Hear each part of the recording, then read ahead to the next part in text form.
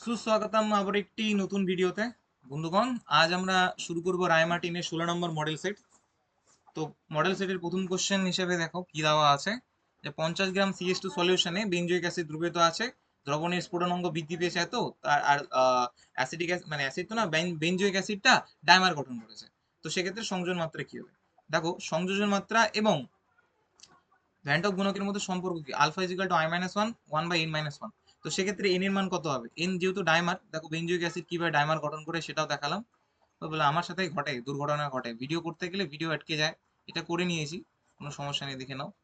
তো আলফা সমস্যা I-1, N এর জায়গায় আমি যদি 2 বসাই তাহলে alpha I is equal to 1 - আলফা/2। এরপর দেখো এত পর্যন্ত হয়ে গেছিল, এরপর আমি তোমাদের করি। আচ্ছা, আণবিক বেনজোইক অ্যাসিডের আণবিক ভর হলো 112। এটা হলো তোমার, এটা আমরা পেলাম তাই না? এটা আমার কি মান? তাত্ত্বিক মান, তাই না? এটা আমরা জানি, এটা হলো তাত্ত্বিক মান। এরপর আমাদের আমাদের কি পরীক্ষালব্ধ মানটা বের করতে হবে জানি। তো ডেল টিভি সমান সমান কেভি ইন্টু এম। এমটাকে যদি W2 × 10⁻³ এটাকে যদি লিখি তাহলে হবে আমাদের এম অবজার্ভ, যেটা আমরা বের করব, ইন্টু W1। এবার প্রত্যেকটার মান বসিয়ে দিই। প্রত্যেকটার মান হলো, ডেল টিভির মান দেখিনি, এখান থেকে ডেল টিভি 0.14, তারপর 50 গ্রাম 0.61। আচ্ছা, তাহলে ডেল টিভির মান হলো তোমার 0.14 সম্ভবত দেখলাম। কেবির মান কত দেখলাম? কেবির মান দেখলাম 2.3 সম্ভবত, 2.3। আর W2 প্রদত্ত ভর ছিল হলো কত? প্রদত্ত ভর কত ছিল? 0.61 ছিল, 10⁻³ আর কত কত গ্রামের মধ্যে ছিল? 60 গ্রামের মধ্যে ছিল, না 50 গ্রাম। তাহলে এখান থেকে এম বের করবো। তো এখান থেকে এম যদি ক্যালকুলেশন করো প্রায় কাছাকাছি 200-র কাছাকাছি আসবে, দেখে নিও। এরপর তাহলে আমাদের ভ্যান্টক গুণক কিভাবে বের করবো? ভ্যান্টক গুণক কিভাবে বের হয়? অবজার্ভ না আগে থিওরিটিক্যাল? আগে থিওরিটিক্যাল, অর্থাৎ এম তাত্ত্বিক মান, কি মান? তাত্ত্বিক মান ডিভাইডেড বাই এম অবজার্ভ, যেটা আমরা বের করলাম। তাত্ত্বিক মান ছিল 122 আর এটা ছিল 200। ঠিক আছে, তো ক্যালকুলেট করলে কত আসবে? 0. কত আসবে? এই ধরো 6 এর কাছাকাছি, 0.60 এরকম কিছু আসবে। হ্যাঁ, তাহলে এখনো কিন্তু শেষ হয়নি, কারণ আমাদের বের করতে হবে আলফা।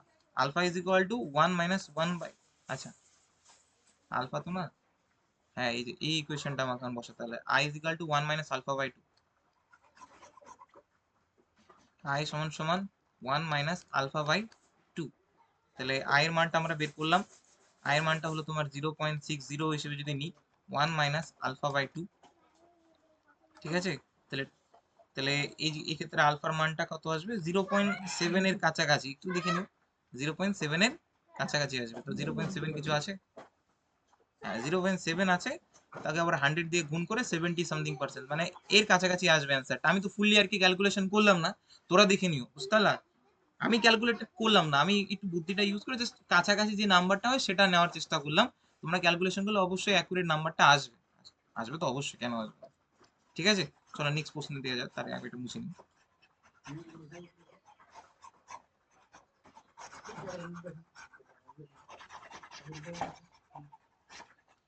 দেখো, বলছে কোন মিশ্রণটি রাউল্টের সূত্রে ধনাত্মক বিচ্যুতি দেখায়? ভালো কথা।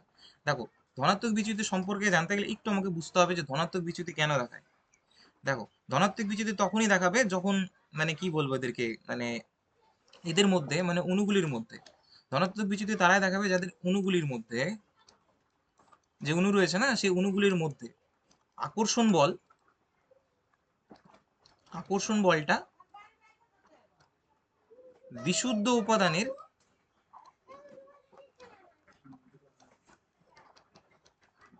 বিশুদ্ধ উপাদানের তুলনায়, তাদের বিশুদ্ধ উপাদানের আকর্ষণ বলের তুলনায়, বলের তুলনায় কি হবে? দুর্বল হবে। কি হবে? দুর্বল হবে। কি হবে? দুর্বল হবে। যখন অণুগুলির, মানে ধরো এখানে আমি যেমন এক্সাক্ট অ্যান্সারটা দেখতেই পাচ্ছি, সেই অ্যান্সারটা হলো তোমার অ্যাসিটোন আর সিএস2। এদের অণুগুলির আকর্ষণ ক্ষমতা বিশুদ্ধ উপাদানের আকর্ষণ ক্ষমতা থেকে একটু দুর্বল, তার জন্য এরা ধনাত্মক বিচ্যুতি দেখায়। বুঝতে পারলাম? এরা হলো ধনাত্মক বিচ্যুতি দেখায়। আর এটা অন্তত, এটা অন্তত বলতে পারো যে এদের বাষ্পচাপটা বেশি হবে। কি হয়? বাষ্পচাপটা কি হবে? বেশি হয়। তো সেক্ষেত্রেও এটাও বলতে পারো যে এদের ধনাত্মক বিচ্যুতি এদিক থেকে বলতে পারো। তাহলে অ্যান্সার হবে সিক্স। এর এক্সাম্পল গুলো ইয়াদ রেখো, আসার সম্ভাবনা বহুত রয়েছে পরীক্ষায়। নেক্সট, পরের প্রশ্ন, 2 নম্বর প্রশ্ন। দেখো 2 নম্বর প্রশ্ন কি বলেছে, বলছে নিম্নোক্ত, আচ্ছা সংখ্যাগত ধর্ম কোনটির উপর নির্ভরশীল? সংখ্যাগত ধর্ম নির্ভরশীল হলো সংখ্যাগত ধর্ম মানে কোয়ালিটেটিভ প্রপার্টি, এটা নির্ভর শুধুমাত্র দ্রবণে উপস্থিত কার উপর? দ্রাব্যের দ্রাব্যের কণার উপর। কার উপর? দ্রাব্যের কণার উপর। এটা এটা মনে রাখো যে দ্রাব্যের প্রকৃতির উপর নির্ভর করে না। দ্রাব্যের প্রকৃতি, দ্রাব্য কেমন হবে তার উপর নির্ভর করে না। দ্রাব্যটা কত রয়েছে, দ্রাব্যের কণার সংখ্যা কত রয়েছে তার উপর নির্ভর করে কোয়ালিটেটিভ প্রপার্টি। নেক্সট, পরের প্রশ্ন দেখো কি বলেছে, আবার একটা ম্যাথ খুবই সুন্দর। রাউল্টের রাউল্টের সূত্র। 25 ডিগ্রি উষ্ণতায় বিশুদ্ধ জলের বাষ্পচাপ দিয়ে দিয়েছে। বিশুদ্ধ জলের বাষ্পচাপ, বিশুদ্ধ জল মানে পি নট কত দিয়েছে? বিশুদ্ধ জলের বাষ্পচাপ কত দিয়েছে? পি নট কত? 19.6 সেমি এইচ। ভালো কথা। এর মধ্যে গ্লুকোজ অ্যাড করলাম, তো দ্রবণের বাষ্পচাপ 19.204 হলো, তাহলে জলের মূল ভগ্নাংশ। আচ্ছা আচ্ছা আচ্ছা আচ্ছা, তাহলে রাউল্টের সূত্র অনুযায়ী, রাউলস এর যে ল, রাউলস এর ল কি বলে? দ্রবণের বাষ্পচাপ পি ইন্টু দ্রাবকের বাষ্পচাপ ইন্টু দ্রাবকের মূল ভগ্নাংশ অর্থাৎ কাই ওয়ান। আমি বারবার বলছি ওয়ান মানে দ্রাবক, ঠিক আছে, ওয়ান মানে দ্রাবক। তাহলে প্রত্যেকটা মানে দেখো দ্রবণের বাষ্পচাপ কত দাঁড়ালো? 19.204, ভেরি গুড। আর পি নট কত আসলো? 19.6। তাহলে কাই ওয়ানটা আমরা বের করতে পারবো। তাহলে কাই ওয়ানটা হলো তোমার, আর ওয়ান মানে হলো দ্রাবক, আর দ্রাবক মানেই হলো জল। একবারই বেরিয়েছে মা, একবারই তো বেরিয়ে যাচ্ছে। তো এটা করলে কত আসবে? 0.98। কত আসবে? 0.98। নেক্সট, ইউরিয়ার একটি জলীয় দ্রবণের স্ফুটনাঙ্ক 100, কত বলছে? 100.25 ডিগ্রি সেন্টিগ্রেড। ভালো কথা। কোন উষ্ণতায় দ্রবণটি হিমাঙ্কিত হবে? কেবির মান দিয়ে দিচ্ছে। আরে এটা তো আরো সোজা টাইপের ইকুয়েশন জানতে লাগবে। আমরা জানি del T V is equal to কি হয়? কেবি ইন্টু এম হয়, হ্যাঁ কিনা বেটা? হ্যাঁ। এবার ডেল টিভির আগে মানটা বের করি, ডেল টিভির মানটা বের করে নি। কত দেওয়া আছে? 100.25 ডিগ্রি সেন্টিগ্রেড থেকে আমরা যে জলের স্ফুটনাঙ্ক সেটা হলো 100, ওটা বিয়োগ করে দেবো। কেবির মান দেওয়া আছে, কেবির মান দেওয়া আছে অবশ্যই, হ্যাঁ 0.5। এখান থেকে এম এর মানটা আমরা বেরিয়ে যাবে। আমরা জানি ডেল টিভি সমান সমান কি লেখা যায়? দ্রবণের স্ফুটনাঙ্ক যেটা দিয়ে দেওয়া থাকে, দ্রবণের স্ফুটনাঙ্ক মাইনাস দ্রাবকের স্ফুটনাঙ্ক। সেইভাবে আমরা ইকুয়েশনটা প্রয়োগ করে এটা বের করলাম, হয় কিনা? এটা জানো তোমরা, আমি জানি যে তোমরা জানো, জানতেই হবে কারণ তোমরা সামনে থাবড়া দাম ধরে যদি না জানতে। নেক্সট, তাহলে এম এর মানটা কত আসলো আমাদের? এম এর মানটা আসলো 0.5। এর একক জানো তো? মোল পার কেজি। ঠিক আছে, ভালো কথা, খুবই সুন্দর। এরপর হিমাঙ্কের অবনয়ন আসে। আমরা জানি ডেল টি এফ সমান সমান কে এফ ইন্টু এম। এবার এখানে ডেল টি এফটা আমরা বের করবো, তাই তো? তো ডেল টি এফ এর মান বের করার জন্য কে এফ এর মান আমরা জানি, কে এফ এর মান দিয়ে দিয়েছে অবশ্য 1.86, এটাই থাকে বেশিরভাগ সময়। আর এম এর মানটা আমরা বাড়ালো 0.5। তো অ্যান্সার হলো 0.93 ডিগ্রি সেন্টিগ্রেড। আবার আবার একই জিনিস, ডেল টি এফ মান বেরিয়েছে, ডেল টি এফ সমান সমান কি লেখা যায়? আমরা দ্রাবক মানে দ্রবণ করি, তাহলে এখান থেকে আমাকে বের করতে হয় দ্রবণের হিমাঙ্ক। দ্রবণের হিমাঙ্ক কি বের করবো? দ্রবণের হিমাঙ্ক ইজ ইকুয়াল টু দ্রাবকের যে হিমাঙ্ক রয়েছে, দ্রাবকের হিমাঙ্ক হলো 0 ডিগ্রি মাইনাস তোমার হলো গোটা বাষ্পচাপ, মানে বাষ্পচাপ বলছি, হিমাঙ্কের অবনমন 0.93। শুধুমাত্র কি আসবে? মাইনাস আসবে 0.93 ডিগ্রি সেন্টিগ্রেড।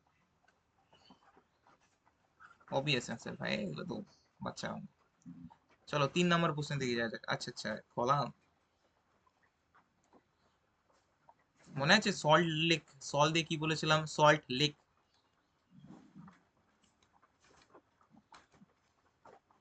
তাই না? একটা হচ্ছে লিকুইড মানে তরল, আর এটা হলো কতে কঠিন, মানে তরল কঠিন টাইপের এক ধরনের কলিউড, হ্যাঁ। আর সলের উল্টা একদম জেল, তাই না? জেলে কি হতো? কঠিন তরল টাইপের, মানে কঠিনে তরল। এটা আগের লেকচারে আমি পড়িয়ে দিয়েছি, বেটা দেখে নিও, খুবই সোজা। কিন্তু এখানে সেটা চাইনি, সেটা উদাহরণ চেয়েছে। আমরা জানি ইমালশন হলো জলে জল, মানে জল প্লাস জল কিন্তু অমিশ্রণীয় টাইপের, সেটা হলো তোমার রক্ত হবে, হ্যাঁ কি না? আর আর কি হতে পারে? তিন যদি করি, তিন মানে কি বলবো এটাকে, রক্ত ইমালশন, পাগল হয়ে পাগল হয়েছে, পাগল হয়েছে, পাগল হয়েছে। সল সল, রক্ত এক প্রকার সল। সরি সরি সরি, ওটা এই যে তোমার এই যে দুধ, দই এগুলো রয়েছে না, এগুলো হলো ইমালশন, সরি। হ্যাঁ, কঠিন ফোম, জেল কি, এগুলো বলতে পারি। জেল হলো এক প্রকার তোমার কি বলবো, জামা পাথর আছে না, পাথর টাথর আছে, পামিস আছে, পামিস এক প্রকার পাথর, হ্যাঁ, জামা পাথর বলা যেতে পারে। এটা এক প্রকার কঠিন ফেম। তাহলে পড়ে থাকলে হলো তোমার জেল, জেল এক প্রকার কেক। হয়ে গেল। নেক্সট, বায়ুকে দূষণ মুক্ত করতে ককরেল, আরে ভাই এটা তো আমি আগের চ্যাপ্টারেও মানে আগের ইয়েতেও পড়িয়েছি। ককরেল অধক্ষেপক যন্ত্র কি করা হয় জানো তো? মানে এক কথায় ককরেল অধক্ষেপ, ককরেল যন্ত্রে কি করা হয়, ধোঁয়ার মধ্যে থাকে হলো আধান, তাই না? ধোঁয়ার আধান যুক্ত কণা, কি যুক্ত কণা, ধোঁয়ার আধান যুক্ত কণাকে যদি উচ্চ বিভব, উচ্চ বিভব, উচ্চ বিভবযুক্ত তড়িৎদ্বারের দিকে,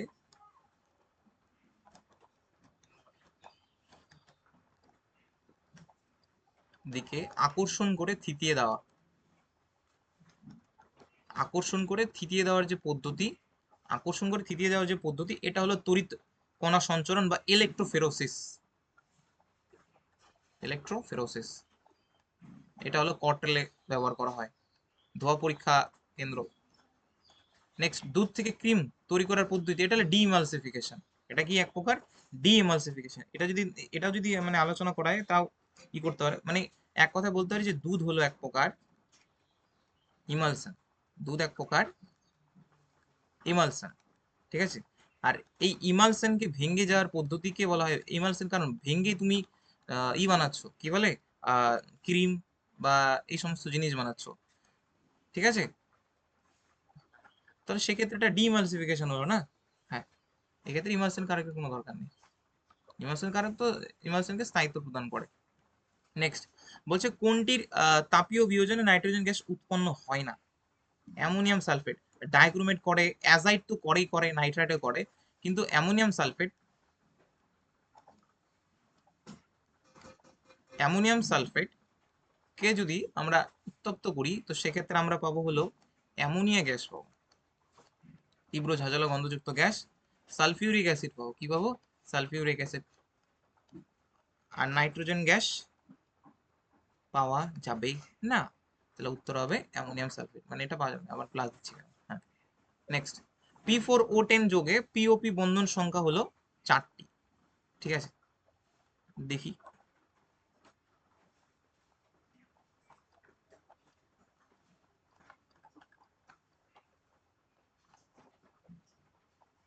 1 2 3 4, 4টা হয়ে গেল, আরো 10টা করতে হবে।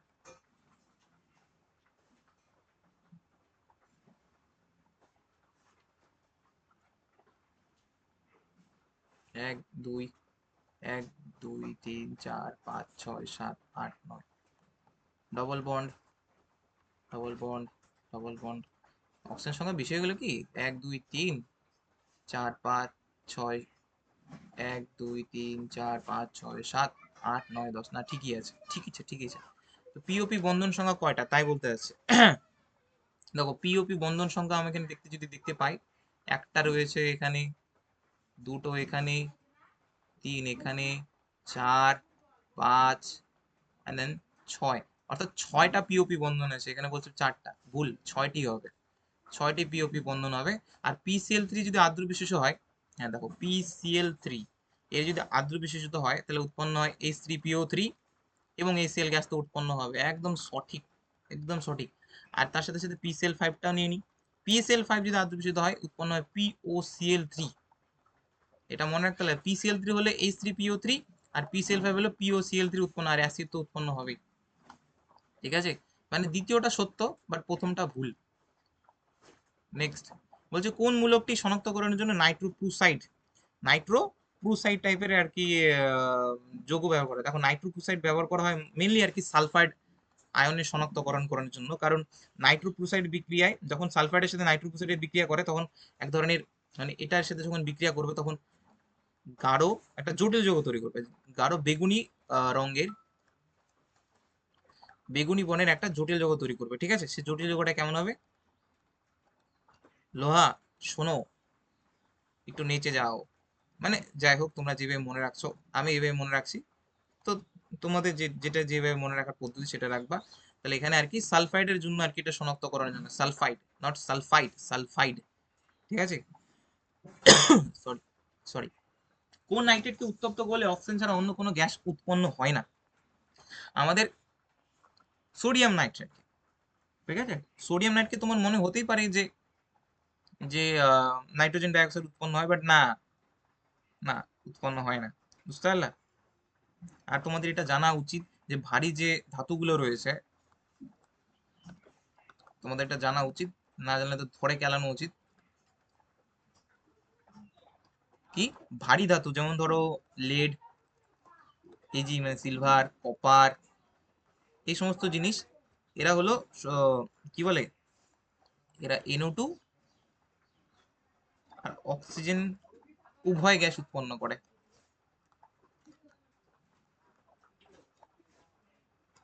ভারী গ্যাস, বুঝতে পারলা, এরা হলো উভয় গ্যাস উৎপন্ন করে, বুঝতে পারলা। তাহলে এটা হলো অক্সিজেন ছাড়া অন্য কোনো গ্যাস উৎপন্ন হয় না। তো কোশ্চেনটা কি বলেছে, নিম্নোক্ত কোন নাইট্রেটটি অক্সিজেন ছাড়া হয় না? ও হ্যাঁ, তাহলে তো সেক্ষেত্রে ঠিকই আছে, সেক্ষেত্রে আমরা ঠিকই আছি, তাহলে এটাই অ্যান্সার হবে, হ্যাঁ, উৎপন্ন হয় না, মানে উৎপন্ন হয় না, হ্যাঁ, ঠিক আছে। চলো নেক্সট। বলেছে HCl এর আম্লিকতা H এর থেকে একটু বেশি, HCl এর আম্লিকতা HI থেকে একটু অপেক্ষা বেশি, আচ্ছা তাই নাকি? আমরা জানি, দেখো, আমরা জানি HF, HCl, HBr এবং HI, যত আমরা উপর দিক থেকে নিচের দিকে যাব, বন্ধন দৈর্ঘ্য কি, বন্ধন দৈর্ঘ্য বৃদ্ধি পাবে। আর বন্ধন দৈর্ঘ্য বৃদ্ধি পাবে, এইচ আর আই এর যে দূরত্ব সেটা বেড়ে যাবে। আর বন্ধন দৈর্ঘ্য যদি বেড়ে যায়, বন্ড ডিসোসিয়েশন এনার্জি কি হয়ে যাবে, কমে যাবে। অর্থাৎ বন্ধনকে ভেঙে আমি খুব সহজে H প্লাসটা বের করে নিতে পারবো। অর্থাৎ যারা গ্রুপের নিচের দিকে আছে তাদের অ্যাসিডিক চরিত্র বেশি, তো কারণ H প্লাসটা তাড়াতাড়ি বেরিয়ে যাচ্ছে। এটা পাগল নাকি যে সব বলতেছে এই সেলে আম্লিকতা বেশি? না, এইচ আই বেশি বেটা, এইচ আই এর আম্লিকতা একটু বেশি, একটু বেশি, বহুত বেশি, ঠিক আছে, এইচ আইটা বেশি। এবার পরের কোশ্চেনটা যায়, সিএল এর তড়িৎ ঋণাত্মকতা আই অপেক্ষা বেশি। এবার এটা দেখতে হবে যে সিএল এর ও আয়োডিনের মধ্যে, ঠিক আছে, সিএল এর তড়িৎ ঋণাত্মকতা মানে আয়োডিনের থেকে বেশি, এটা ঠিক, এটা ঠিক। কারণ ক্লোরিনের আকারে ছোট হয় এবং আয়োডিন আকারে বড় হয়, ক্লোরিন অপেক্ষাকৃত বন্ধনের ইলেকট্রনকে নিজের দিকে বেশি তুলনামূলকভাবে টানবে আয়োডিনের তুলনায়, বুঝতে পারলা। আর আমরা জানি যে তড়িৎ ঋণাত্মকতা, তড়িৎ ঋণাত্মকতা এটা হলো সাইজের সাথে কি সম্পর্ক, ব্যাস্তানুপাতিক সম্পর্ক, ঠিক আছে। তো সেক্ষেত্রে আমাদের এটা আসলো ভুল, এটা আসলো ঠিক, বিবৃতি ভুল, রিজন ঠিক, মানে সঠিক বিবৃতিও না, ঠিক আছে। তাহলে অ্যান্সারটা হলো ডি আসবে, এ সঠিক নয় আর সঠিক। কোনটি শব্দ হ্যালোজেন নয়? দেখো শব্দ হ্যালোজেন আমি বারবার বলছি, সায়ানাইড, এর সাথে তুমি সালফার, এর সাথে তুমি সেলেনিয়াম গুলোকে অ্যাড করে দিবা, তাহলে শব্দ হ্যালোজেন তৈরি হবে। তাহলে সায়ানাইড, সায়ানাইড এগুলো তো হবেই, তাই কি না? কোনটি শব্দ হ্যালোজেন নয়? এটা এই যেটা, এটা তো অ্যাজাইড, তো করবে। শব্দ হ্যালোজেন নয় চাইছে না, তো শব্দ হ্যালোজেন নয় হলো আমাদের O2 মাইনাস। এটা হলো তোমার অক্সাইড আয়ন, তাই না? এটা এরা শব্দ হ্যালোজেন বা সিউডো হ্যালাইড গঠন করবে না। নেক্সট পরের কোশ্চেনে যাবে, ICl2 মাইনাস, ICl2 মাইনাস, দেখো ICl2 গঠনটা কেমন হয়, উপরে চলে গেলে Cl, নিচে Cl, এদিকে লোন পেয়ার, এদিকে লোন পেয়ার, আর এদিকে লোন পেয়ার, থার্ড ব্র্যাকেট, উপরে মাইনাস, একে না বেটা? তো সেক্ষেত্রে এটা হয়ে গেল রৈখিক হয়ে গেল, বা তুমি আই শেপটা বলতে পারো। আসলে কিভাবে, দেখো জেড ফ্যাক্টর দিয়ে বের করলাম, হাফ ইন্টু কেন্দ্রীয় পরমাণু 7, দুটা ইলেকট্রন মাইনাসের জন্য +1, তো হয়ে গেল 8, 10, 10কে 2 দিয়ে ডিভাইড করলে হয়ে যাবে 5, তো উত্তর আসবে sp3d। আশা করি বুঝতে পারলা। আর sp3d হলো ত্রিকোণীয় ট্রাইগোনাল বাইপিরামিডাল হয়, ট্রাইগোনাল বাইপিরামিডাল, ট্রাইগোনাল বাইপিরামিডাল, ঠিক আছে। নেক্সট পরের প্রশ্ন, বলছে HCF6 এর আদ্র বিশেষে কোনটি উৎপন্ন হয় না? চলো করা যাক। দেখো HCF6 এর আদ্র বিশেষের জন্য প্রথমে আগে জল নিলাম, প্রথমে জল। তো এটার জন্য টোটকা আমি দিয়েছিলাম, দুটা এইচ আছে, তাহলে 2 অনু HF বসিয়ে দাও। এবার 2 অনু HF বসানোর পর আগে এক্সি লাগো। এবার দেখো অক্সিজেন কটা আছে? একটা অক্সিজেন আছে। এবার এফ তো দুটা চলে গেল, থাকলে হলো F4, হ্যাঁ কি না? তাহলে XeOF4 তৈরি হয়। নেক্সট, এবার জেনন F6 এর সাথে আমি 2 জল নিব। তো 2 জল নিলে হাইড্রোজেনের সংখ্যা বেড়ে গেল 4, তো সেক্ষেত্রে 4HF নিয়ে নিব। এবার আবার একই জিনিস জেনন করব, অক্সিজেনটা কত হয়ে গেল? 2 দিয়ে গুণ করার পর অক্সিজেন O2 হয়ে গেল। আর এখান থেকে 4টা ফ্লুরিন টেনে নিলা, তাহলে সেক্ষেত্রে ফ্লুরিন 4টা চলে গেল, তাহলে থাকলো F2, মানে O2F2 হবে। O2F2 হবে। এবার নেক্সট, XF6 এর সাথে 3 জল দাও। দেখো 3 জল দিলে 6HF হচ্ছে। আর 6HF হলে জেনন অক্সিজেন কটা হলো? জেনন তো একটা থাকবে, অক্সিজেন হলো 3 হয়ে গেল। আর 3টা ফ্লুরিন তো বেরিয়ে গেল, 6টা ফ্লুরিন তো বেরিয়ে গেল, তাহলে এটা উৎপন্ন XeO3 উৎপন্ন হবে। শুধু উৎপন্ন হবে না এটা, বলছে বেনজিন থেকে আয়োডো বেনজিন প্রস্তুতের বিক্রিয়ার মাধ্যমে গাঢ় নাইট্রিক অ্যাসিড ব্যবহার করা হয় কিসের জন্য? এটা তো আগের ইয়েতেও ছিল রে বেটা, মানে আচ্ছা বলে দিই। এই যে আমাদের আয়োডো বেনজিন প্রস্তুতের সময় গাঢ় HNO3 ব্যবহার করা হয়, ঠিক আছে? মেনলি মেনলি এই যে এইচ আছে না, খুবই শয়তান। এটা হলো তীব্র বিজারক, ঠিক আছে? তীব্র বিজারক অ্যাসিড, তীব্র বিজারক অ্যাসিড। যখন আয়োডোবেনজিন উৎপন্ন হয় তার সাথে সাথে HI উৎপন্ন হয়, ঠিক আছে? ধরো এই যে বেনজিন থেকে I2 ব্যবহার করে, ঠিক আছে, উভমুখী বিক্রিয়া করে এরা উৎপন্ন আয়োডোবেনজিন উৎপন্ন হয়। আর এখানকার হাইড্রোজেনের সাথে আই রিয়াকশন করে HI বেরিয়ে গেছে। তাহলে HI যে উৎপন্ন হলো, এবার HI কি করে? খুব শয়তান। এ কি করে? আবার আয়োডোবেনজিনের উপর কাজ করে, ঠিক আছে, আবার উভমুখী বিক্রিয়া, মানে আবার আগের প্রোডাক্ট অর্থাৎ বেনজিন বানিয়ে দেয়। তাহলে আমাদের মেন প্রোডাক্ট থাকবে না, আয়োডোবেনজিন যেটা দরকার জন্য রিয়াকশন করেছেন থাকলো না। তো তার জন্য আমরা গাঢ় HNO3 ইউজ করি, ঠিক আছে? কেন গাঢ় HNO3 ইউজ করলে কি হবে? এই গাঢ় HNO3 HI-টাকে আবার কি করবে? এর সাথে বিক্রিয়া করে, HI এর সাথে বিক্রিয়া করে এটাকে জারিত করে দেবে। কি করে দেবো? জারিত করে দিবে। জারিত মানে জারণ, আর জারণ মানে হাইড্রোজেন বেরিয়ে হয়ে যাওয়া। হাইড্রোজেন বেরিয়ে হয়ে যাকে জারণ বলে। আর জারণে যে অংশগুলো তারা জারিত হয়, তাই না? তো জারিত হচ্ছে এক কথায়, মানে হাইড্রোজেনকে বের করে দিল, তাহলে উৎপন্ন হলো I2। তাহলে আয়োডিন উৎপন্ন হওয়ার ফলে এই বিক্রিয়াটা সম্মুখীমুখী হলো, অভিমুখী আর হলো না। তার মানে প্রথম দুটাই সঠিক, আর ব্যাখ্যাটা দারুণ। নেক্সট, বলছে কোন অ্যারোমেটিক নিউক্লিওফিলিক প্রতিস্থাপন বিক্রিয়ায় সহজে অংশগ্রহণ করে? আচ্ছা ভালো কথা, দেখো উত্তরটা হবে নাইট্রো আছে, নাইট্রো গ্রুপ, হ্যাঁ, প্যারা নাইট্রো ক্লোরোবেনজিন। দেখো এই যে ক্লোরোবেনজিন, আর এখানে রয়েছে nitro group, double bond oxygen. আর এটা, এবার কথাটা হলো নাইট্রো গ্রুপ, এই যে নাইট্রো গ্রুপ, এরা হলো অর্থ আর প্যারা পজিশনে যুক্ত থাকলে কি করে? বেনজিন যে বলয়, এই বলয়ের কি করবে? ইলেকট্রন ডেন্সিটি, ইলেকট্রন ডেন্সিটি কি করে দিবে? কমিয়ে দিবে, কারণ ওরা টানবে। এর মানে কি করবে? বন্ধনের যে ইলেকট্রন জোড় আছে না, পাই বন্ড ইলেকট্রন নিচের দিকে টানে, বুঝতে পারলে? বন্ধন ইলেকট্রন জোড় নিচের দিকে কি করে? টানে, বুঝতে পারলা? তো যার জন্য আর কি বলয়ের মধ্যে ইলেকট্রন ডেন্সিটি কি হচ্ছে? কমে যাচ্ছে। ইলেকট্রন ডেন্সিটিটা কি হচ্ছে? কমে যাচ্ছে। আর ইলেকট্রন ডেন্সিটি যদি কমিয়ে যায়, তাহলে নিউক্লিওফাইল কি করবে? নিউক্লিওফাইল মানে কি? পজিটিভ লাভার। আর ইলেকট্রন যদি কমে যায় তাহলে পজিটিভ লাভার মানে পজিটিভ চার্জ বেরিয়ে গেল। আর নিউক্লিওফাইল কি? তো পজিটিভ লাভার। এ তো একদম উড়ন্ত দুরন্ত, একদম ফুরন্ত মন্ডি লাফাতে লাফায় এর কাছে চলে আসবে রিয়াকশন করার জন্য। তাহলে সব থেকে বেস্ট হলো প্যারা নাইট্রো ক্লোরোবেনজিন, বুঝতে পারলা? ঠিক না ম্যাডাম? হ্যাঁ, নেক্সট। তো এটাই তো চেয়েছে না? হ্যাঁ, ঠিক আছে।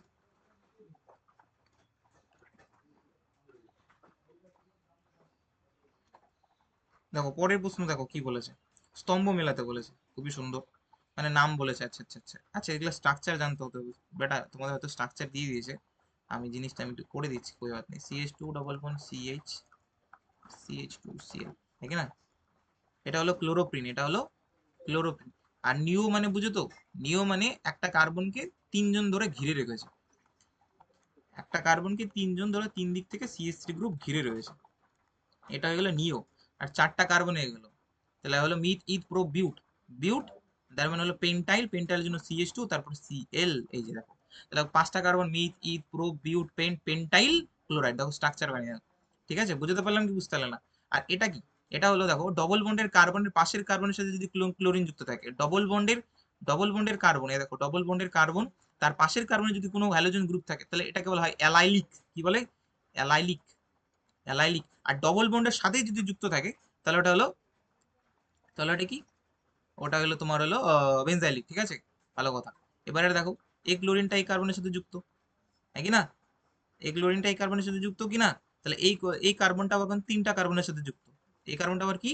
তিনটা কার্বনের সাথে যুক্ত। মানে এক কথায় আমি যদি বলি ব্যাপারটা, তিনটা কার্বনের সাথে যুক্ত না বেটা, একটা কার্বন। এই কার্বনটা ডাইরেক্টলি একটা কার্বনের সাথে যুক্ত, তাহলে এটা হলো 1 ডিগ্রি বলা যেতে পারে। হ্যাঁ, 1 ডিগ্রি। তাহলে নিওপেন্টাইল ক্লোরাইড হলো একটা প্রাইমারি হ্যালাইড। প্রাইমারি হ্যালাইড গঠন করেছে। প্রাইমারি হ্যালাইড গঠন করেছে কিনা? Primary halide. এবার আছে ক্লোরোপ্রিন। ক্লোরোপ্রিন মানে এই যে আমাদের ক্লোরোপ্রিন, 2-chloro-1,3-butadiene, এটা অপর নাম হলো ক্লোরোপ্রিন। ঠিক আছে, এটার নাম কি? ক্লোরোপিন। ক্লোরোপিন এক প্রকার ভিনাইলিক হ্যালাইড। ক্লোরোপিন এক প্রকার কি? ভিনাইলিক হ্যালাইড। আর হলো বেনজাইল ক্লোরাইড হলো অ্যারাইল। অ্যারাইল খিল না, অ্যারাইলিক। বেনজাইল ক্লোরাইড হলো এই যে বেনজাইল, বেনজাইল ক্লোরাইড হলো একটা অ্যারাইলিক হ্যালাইড।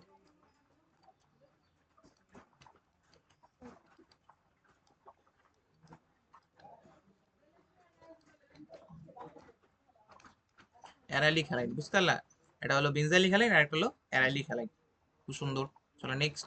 SN1 বিক্রিয়ায় দ্রুত সারা দেয় কোনটি? দেখো, SN1 বিক্রিয়া কাদের জন্য হয় এটা অন্তত জানতে লাগবে। 3 degree greater than 2 degree greater than 1 degree, তাই না? 3 ডিগ্রিতে ভালো SN1 হয়। তাহলে এখানে আমি দেখতে পাচ্ছি যে এই যে অপশনটা, এটা তো 1 ডিগ্রি হয়ে আছে, তাই না? এটা 2 ডিগ্রি হয়ে আছে। এটা মিথাইল, মিথাইল গ্রুপ। আমরা জানি যে মিথাইল 1 ডিগ্রি, 2 ডিগ্রি, 3 ডিগ্রি, এটা হলো SN2 এর জন্য, তাই না? বাল্কি গ্রুপ কম হতে হবে। আর SN1 এর জন্য কি করতে হবে? বাল্কি গ্রুপ মানে বড় বড় গ্রুপ বেশি হতে হবে। ঠিক আছে, স্টেরিক ইন্ডেন্স থাকলে মজা চলে আসবে, দুটাতে রিয়াকশন হয় না।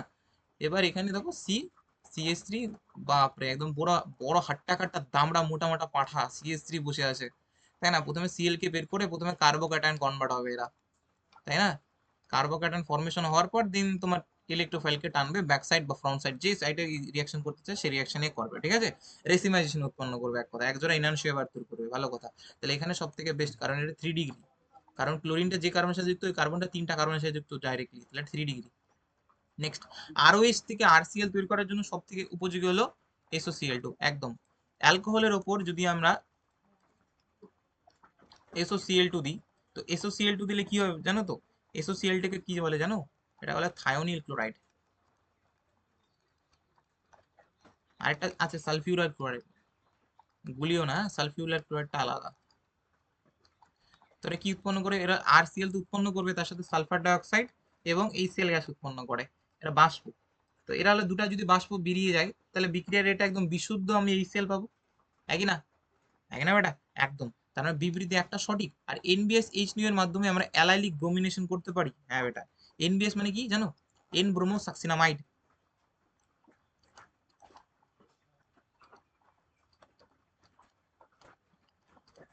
সাকসিনামাইড, এন ব্রোমো সাকসিনামাইড। এর উপস্থিতিতে জানো অ্যালাইলিক আর বেনজাইলিক পজিশনে, অ্যালাইলিকও হতে পারে অ্যাজ ওয়েল অ্যাজ বেনজাইলিকও হতে পারে। একটু আগে তো অ্যালাইলিক পড়লা না? কোথায় অ্যালাইলিক পড়লা? এই যে অ্যালাইলিক পজিশনে। ঠিক আছে, নেক্সট।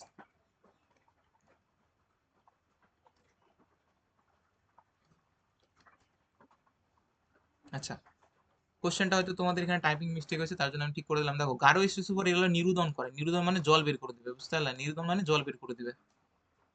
তাহলে এই ওইচটা যে কারণের সাথে আলফা, তার পাশের কার্বনগুলো বিটা, তাহলে এটাকে আমরা যদি CH2H হিসেবে খুলে লিখি তাহলে OH আর H বেরিয়ে যাচ্ছে। তাহলে পরবর্তী পড়তে Me3C, single bond CH, double bond CH2, এরকম একটা প্রোডাক্ট আসবে। ঠিক আছে, নেক্সট। C2H5NH2, এর মধ্যে Na2 দিলাম। ঠিক আছে, তাহলে সেক্ষেত্রে আমাদের আচ্ছা এই সেলও দিয়েছি। এই সেলে তোমাদের মিথিত, ইথানল আর একটা গ্যাস উৎপন্ন হবে। সেই গ্যাসটার নাম চেয়েছে। আচ্ছা আচ্ছা, কি হতে পারে তোমাদের মতে? কি হতে পারে? আমার মতে আমি তো দুটো অপশন তোমাদের ঠিক করে দিলাম, এবার তো তোমরা বলবে যে এই অ্যামোনিয়া নাইট্রোজেনের মধ্যে কি হতে পারে। ঠিক আছে, অন্তত এটা অন্তত বলে দিই যে NH2, আচ্ছা আমি করে দিচ্ছি বেটা।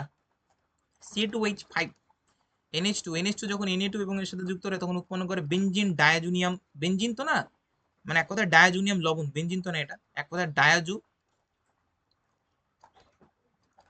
ডায়াজোনিয়াম সল্ট তৈরি করে। কি তৈরি করে? Diazonium salt. আর ডায়াজোনিয়ামের মধ্যে রয়েছে এত, তাহলে বলবা কোন গ্যাস উৎপন্ন করবে? তোমাদের বুদ্ধি দিবি। আচ্ছা, লুকাস টেস্ট সারা দেয় কোন? দেখো আমরা জানি লুকাস টেস্ট 3 ডিগ্রির জন্য সব থেকে বেস্ট, তারপর 2 ডিগ্রি, দেন হলো 1 ডিগ্রি। 3 ডিগ্রি উইদিন সেকেন্ড হলো টার্বিটেই দেখা যায়। উইদিন সেকেন্ড আর কি ঘোলা হয়ে যায়। আর এটা হলো 5 মিনিট সময় লাগে। আর 1 ডিগ্রির জন্য এই রিয়াকশনটা হয় না। কিন্তু বিক্রিয়াতে হয়তো প্রশ্নটা আলাদা দেওয়া আছে, একটু দেখে নিও বেটা। আমি আর প্রশ্নটা আর কি টাইপ করলাম না। নেক্সট, ফেনল থেকে কুইনল। দেখো, ফেনল থেকে কুইনল বানানোর জন্য বা প্যারাবেনজো কুইনল, যে ফেনল যে রয়েছে, এই ফেনল থেকে আমরা প্যারাবেনজো কুইনল, অর্থাৎ স্ট্রাকচারটা দাঁড়ালো এটা, এটা হলো প্যারাবেনজো কুইননের স্ট্রাকচার। ফেনল মানে জানো তো, কার্বলিক অ্যাসিড 7 তাড়ানোর জন্য, তোমাদের এক্স তাড়ানোর জন্য কাজে লাগবে এটা ফেনল। আর এই ফেনলের মধ্যে তুমি কি দিলে এটা হয়? আমরা জানি ফেনল থেকে অক্সিজেন অ্যাড হয়েছে, অক্সিজেন যুক্ত হয়েছে, তার মানে অবশ্যই এখানে কি হয়েছে? অক্সিজেন যুক্ত হয়েছে, তো তার মানে অবশ্যই এখানে জারণ হয়েছে। তো জারণ কে করতে পারে ভালো? জারণ কি করতে পারে? আমাদের জারণের জন্য দরকার K2Cr2O7, পটাশিয়াম ডাইক্রোমেট এবং H2SO4 এর সলিউশন, যেটা আর কি H+ দান করবে, নাকি না? এটা হলো বেনজোকুইনন, প্যারাবেনজোকুইনন বা কুইনল। নেক্সট 9 নম্বর পেজ। দেখো 9 নম্বর পেজের প্রথম প্রশ্ন কি বলেছে? উইলিয়ামসন ইথার সংশ্লেষণে, তাই না? উইলিয়ামসন ইথার সংশ্লেষণে Me3COO CH3 তৈরি করতে Me3CBr ব্যবহার করা হয় না। আচ্ছা আচ্ছা, ভালো কথা। কারণ এটা অন্তত বলে দিই, যে উইলিয়ামসন ইথার সংশ্লেষণে যে নিউক্লিওফাইলটা আছে না, এই নিউক্লিওফাইলটা 1 degree alkyl halide 1 degree alkyl halide 1 degree alkyl হ্যালাইডের ওপর আক্রমণ করে। 3 ডিগ্রির ওপর থ্রি, যদি যদি ধরো এখানে আমাদের 3 ডিগ্রি বলে দিয়েছে, ঠিক আছে? যেমন 3 ডিগ্রি Me3CBr এখানে ব্যবহার করা হয়েছে 3 ডিগ্রি, যার কারণে এটা কি, যার কারণে তীব্র ক্ষারীয় যে অ্যালকক্সাইড আয়ন রয়েছে এর মধ্যে, অ্যালকক্সাইড আয়ন আছে, যার কারণে এখানে প্রতিস্থাপন হবে না অ্যালকক্সাইড আয়নের জায়গায়। তো বিআরটা পার্শ্ববর্তী কার্বনের হাইড্রোজেনের সাথে বেরিয়ে যাওয়ার প্রবণতা থাকবে। অর্থাৎ কি লিখতে পারি? যে প্রতিস্থাপন বিক্রিয়া হবে না এখানে, এক কথায় নিউক্লিওফিলিক প্রতিস্থাপন বিক্রিয়া হবে না, প্রতিস্থাপন বিক্রিয়াটা হবে না এখানে, প্রতি হবে না, মানে হতে পারে হলো, কি বলবো, অপনয়ন হতে পারে, এলিমিনেশন দেখতে পারে, অপনয়ন, অপরের নয়ন, এলিমিনেশন রিঅ্যাকশন, মানে E2 রিঅ্যাকশন হতে পারে, বুঝতে পারলা? তাহলে আমার, তাহলে বলতে পারি যে না, হ্যাঁ, ব্যবহার করা যায় না। হ্যাঁ, একদম সঠিক। কারণ SN2 পরিবর্তে এখানে E2 বিক্রিয়া ঘটে, একদম অতিরিক্ত স্টেরিক বাধা চলে আসে না, কারণ 3 ডিগ্রি হচ্ছে, বহুত বাল্কি গ্রুপ চলে আসতেছে। তো এক্ষেত্রে SN2 তো হবে না, কারণ SN2 তো বাধাপ্রাপ্ত হচ্ছে না, 3 ডিগ্রির জন্য তো হয় না বেটা। একদম সঠিক, এখানে অপনয়ন হবে। ও আচ্ছা, উত্তর কি? আমি উত্তর কি দাগাই দিচ্ছে না? ঠিক আছে, যদি না দেখি তোমরা দেখে নিও। অবিজারক সুগার, নন রিডিউসিং সুগার। দেখো, বিজারক সুগারের মধ্যে কারা কারা পড়ে? যারা হলো যতগুলো যতগুলো মনো কার্বোহাইড্রেট আছে, মনো কার্বোহাইড্রেট,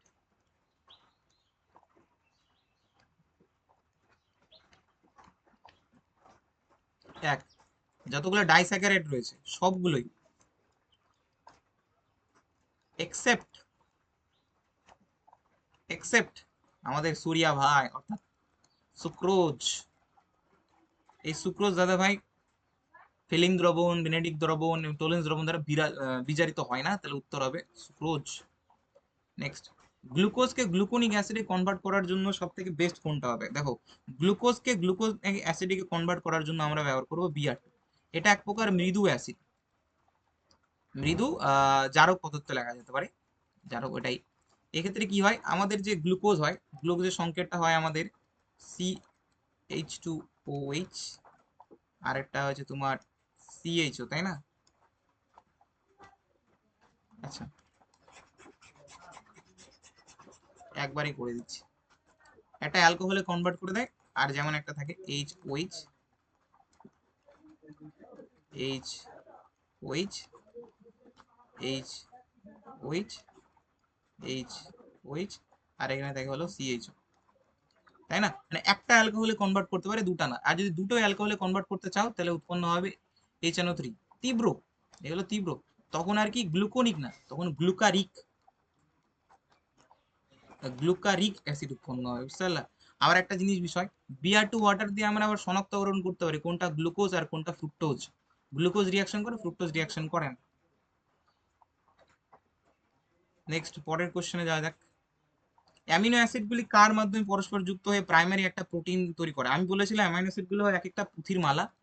অ্যামাইনো অ্যাসিডগুলো পরস্পর কি বন্ধনে আবদ্ধ হবে? পেপটাইড বন্ধনে আবদ্ধ হবে, যে পেপটাইড বন্ধনের সংকেত হলো সি ডবল বন্ড ও এনএইচ। এই পেপটাইড বন্ধনের মাধ্যমে, এটা হলো পেপটাইড বন্ধনের সংকেত,